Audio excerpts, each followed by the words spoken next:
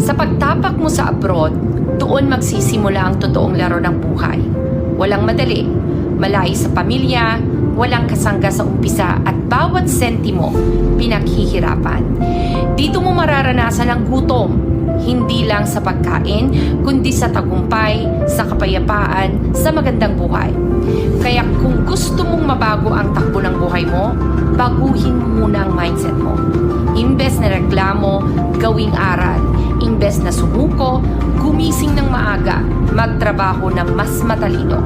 Dahil ang tagumpay sa abroad, hindi lang para sa masisipag, kundi para sa mga may malinaw na layunin, tamang diskarte, at paniniwalang kaya nila.